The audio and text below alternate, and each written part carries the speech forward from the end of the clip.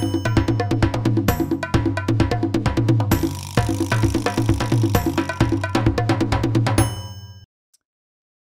to this new how-to. In this how-to, we're going to look at how we can start the engine and go airborne with this nice helicopter, the Bell 47G Ranger. So let's go inside the helicopter, and there we find a lot of nice instruments, right? So the control options for the helicopter are, let's say, centered over here, right? In this piece and this area. So first of all, we've got this nice system over here, right? Which allows us to, say, control the aircraft, right? We can go left, we can go right, we can go forward or backward. And forward and backward simply, I would say, changes the angle of climbing or I'd say descending, right? It also, I would say, moves forward or backward, the helicopter. But that's in combination with another, I would say, really important instrument. And that's what they call the collective, right? So I thought that there also was, I would say, a tip over here, but it looks like can't find it. But say never mind, right?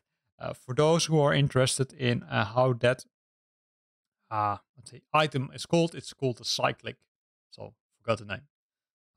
I'm not a professional pilot, right? I'm simply would say figuring this out by trying it out myself. So the collective is really interesting. So if you've got a joystick, you can see that the collective is moving, but the collective is assigned to, in this my case, the leveler. But let's see what happens. So for that, we need to go outside the helicopter, and then let's go a little bit closer. So what the collective does, it changes the angle, right, of the rotor blades. And by doing that, it will either allow you to increase altitude or decrease altitude. So really important, because if you don't change this, then the helicopter won't go airborne. Uh, uh, Even if you say give full throttle, then nothing will happen. So that's really nice, right? You can see you can move it around. Pretty cool. I think if I'm correct, it should also move the, I would say, one on the back, but I'm not 100% sure about that. So let's have a close look over here. So let's say change the button. I don't think that a lot will happen, right? You can only see it moves around here. So that's really cool.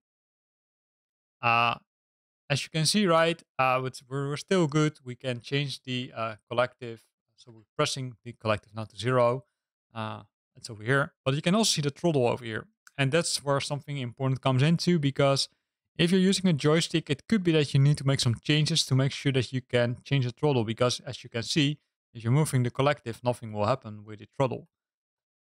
To do that, you need to go to the control options, and inside the control options, you can search for throttle axis. And there you will find the throttle axis, as you can see, and that's where you can assign a button to. So in my case, there's no button assigned. So it means that I'm using probably a different button for throttling. But if you're lucky and you've got 2 of these nice levelers, then you can assign this one. Make sure that it's set to reverse, because else it might not work correctly. But in my case, I want to figure out, okay, what's the throttle in my joystick, right? So what we need to do in that case is we need to change the filter to assigned, and then simply go downwards, right? And there we find on the bottom, we can see that buttons number 4 and 3 can be used to increase or decrease throttling. So fine for me. I'm gonna go back, and then we're gonna start with, I would say, starting the engine. And to do that, we've got some nice things, right? We've got some nice checklists, and the checklist can be either found over here, which will give you this view. But as you can see, there's also one over here, right? So, and that one can be, I could say, controlled by using knobs. I will say make sure the mixture already set to rich. So if we move the knobs, we can, I would say, kind of scroll to the say checklist in this case. So we already made sure that the mixture is set to full, carburetor heat not needed in this case, and then we're going to switch on the battery, as well as the generator, as well as the fuel. So everything is between brackets good. What you will see is that the navigation system will start to turn on, the fuel pressure will increase, so that's good. So next step is prime the engine, not really needed. And in this case, we're going to increase the throttle, right? So I'm going to press that nice button. And as you can see, it now starts to turn around this, I would say, this part of the collective, right? That's to simply start the throttle. Now the next step is, let's say, pretty something you say need to do, between brackets quick. So I'm gonna zoom out because you first need to press this button, which is the engine start, but then move also the ignition, which is over here. So we're gonna press this button and then whoop, we're gonna increase the ignition. And as you can see, that works, right? So it's kind of, let's say, between brackets, a little bit unstable, as you can see, but it works, right?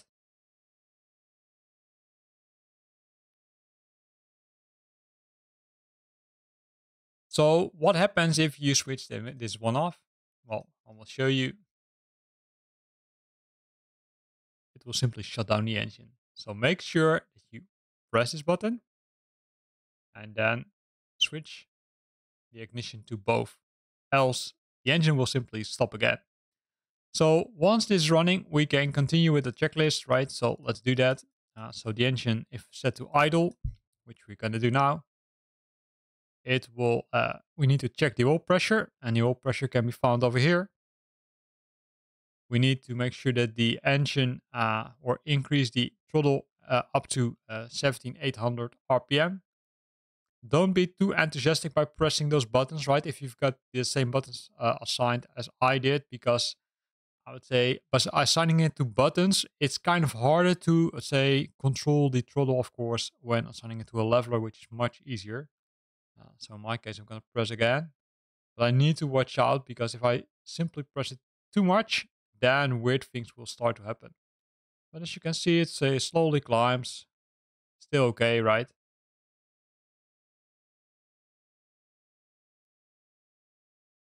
Slowly climbing up to 2200 RPM. So we're going to look at the temperature over here, which is good.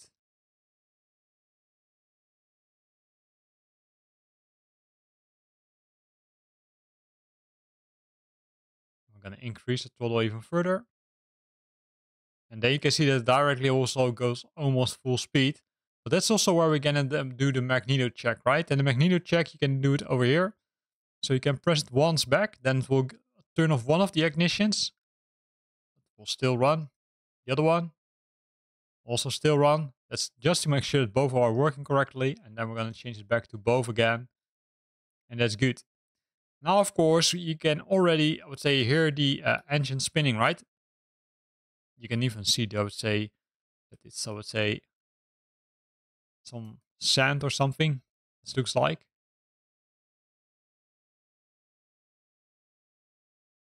So we're going good, but you can see nothing happens, right? Nothing happens because we didn't change the collective.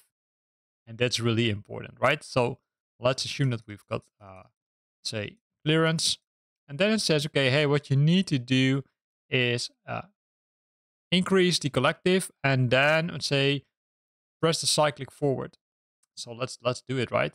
So now this can be tricky, right? Because of course I already, I would say, tried some of the things already a few times, and I would say flying in a helicopter is not something which I'm really good at.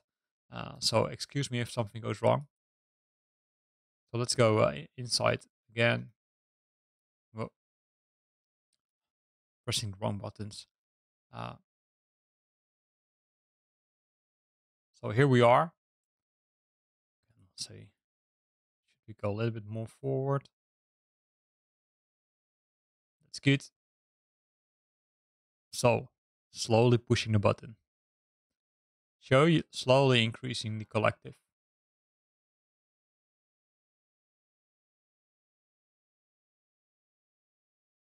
Here we go. Oh, and as you can see, I'm not really good at flying at the with the helicopter, so it's kind of challenging. And I would say I'm also would say really bad at this. Jeez. Ah, crash, crash. See, I was too enthusiastic. So you need to be very, very careful, let's say, by pushing these buttons because else things will go wrong. So I will try it once more, right? Uh, it was a failure in this case. So let's see if we can make the second time a little bit more successful in this nice area, right? So we're going to increase this one, press the buttons over here. Everything is still good. Then we're going to increase the throttle a bit.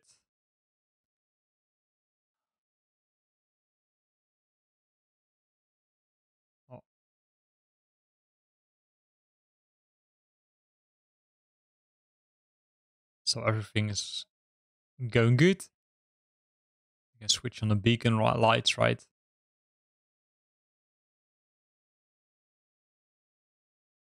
So let's try it again, right?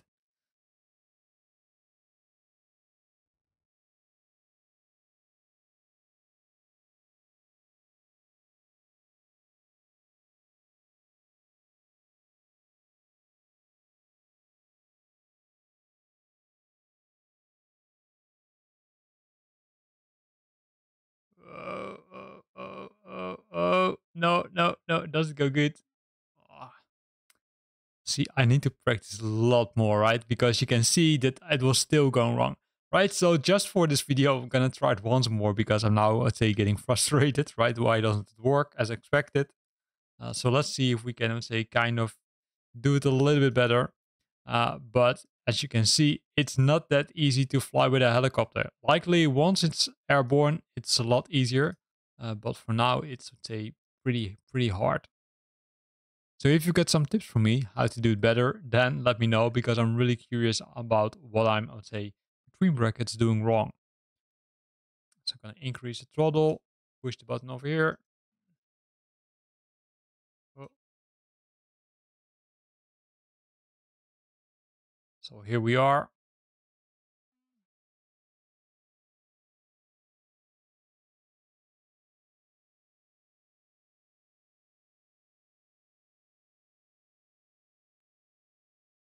So everything is still going okay.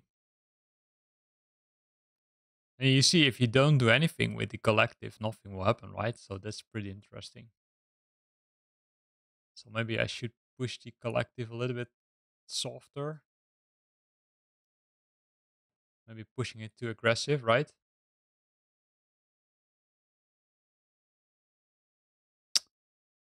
Yeah. Not sure what I'm doing wrong. So as you can see, I still need to practice a lot, right? So here ends this video because I don't want to keep you watching my crashing, although you might like it and start laughing about, hey, how can he not say take off with his helicopter? Well, likely I need to practice a lot more. So in this video, we looked at how to start the engines, but also how to, I'd say, change the control options for this helicopter, right?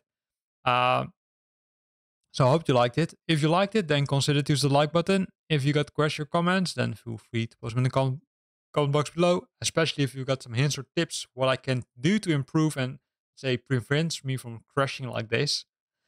Um, and if you want to stay up to date about new videos I'm posting, then make sure that you're subscribing to my channel. Thanks for watching and see you next time.